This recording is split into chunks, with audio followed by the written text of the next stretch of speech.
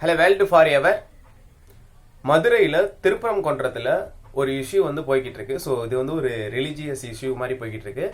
So இதுக்கு வந்து protest பண்ண போகிறதான்னு சொல்லி பெர்மிஷன் கேட்டுறாங்க. ஸோ அதுக்கு பெர்மிஷன் கொடுக்கல. பட் அதனால் செக்ஷன் 144 தடை வந்து இன்னைக்கும் நாளைக்கும் வந்து விதிச்சிருக்காங்க. ஸோ இதுக்கு பின்னாடி என்ன நடந்திருக்கு அப்படின்னு சொல்லி தான் பார்க்க போகிறோம். எனிவே ஐ ஆம் பாண்டி ஸ்டேட்மெண்ட். அதாவது மதுரை திருப்பரங்குன்றம். ஸோ இது வந்து முருகன் கோவில் இருக்குது.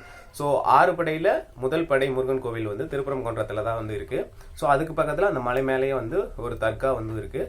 ஸோ இதுக்கு முன்னாடி இதோட ஹிஸ்ட்ரி பார்த்தீங்கன்னா கிட்டத்தட்ட 2000 2200 வருஷத்துக்கு முன்னாடி நம்ம போய் பார்க்கும்போது ஸோ அங்கே வந்து ஹிஸ்ட்ரி எப்படி ஸ்டார்ட் ஆகிருக்கும் அப்படின்னு பார்த்தீங்கன்னா அங்கே வந்து நிறைய சமணர்கள் படுக்கை, அங்கே வந்து சமணர்கள் வாழ்ந்ததாக சமணர்கள் படுக்கை வந்து அங்கே இருக்குது. ஸோ காசி விஸ்வநாதர் கோயில் வந்து 1300 வருஷத்துக்கு முன்னாடி அங்கே கட்டப்பட்டது அப்படின்னு இருக்கு.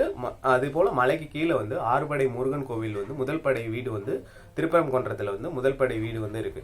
ஸோ இதுக்கு பக்கத்தில் வந்து கிட்டத்தட்ட 700 வருஷத்துக்கு முன்னாடி நீங்கள் போய் பார்த்தீங்கன்னா அங்கே வந்து டெல்லி சுல்தான் அப்படின்னு சொல்றவங்க வந்து அந்த அரசு வந்து வாழ்ந்திருக்காங்க. ஸோ அவங்கள ஒருத்தர் தான் வந்து இந்த சிக்கந்தர் ஷா அப்படின்னு சொல்லக்கூடியவர். இவர் கொஞ்ச நாளைக்கு வந்து அந்த ஏரியாவில் வந்து ஆட்சி புரிஞ்சதா சொல்லப்படுது. ஸோ அதுக்கடுத்து வந்த விஜயநகர அரசு வந்து அவரை வந்து இது பண்ணிட்டாங்க அப்படின்னு சொன்னதுனால ஸோ அவருக்கு வந்து ஒரு சமாதி கட்டுறது மாதிரி ஸோ ஒரு மெமோரியல் வந்து அங்கே வந்து அவங்கள சுற்றி இருக்கவங்க வந்து அங்கே வந்து வைக்கப்பட்டதை வந்து அது பிற்காலத்தில் வந்து அது வந்து ஒரு தர்காவாக மாறி இருக்கு.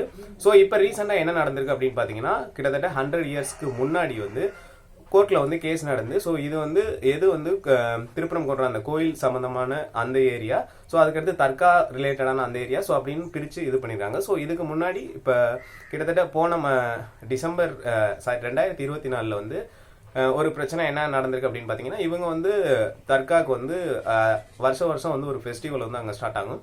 ஸோ அந்த ஃபெஸ்டிவலுக்கு வந்து ஆடுகள் வந்து கொண்டு போகிறதா வந்து வழக்கம்.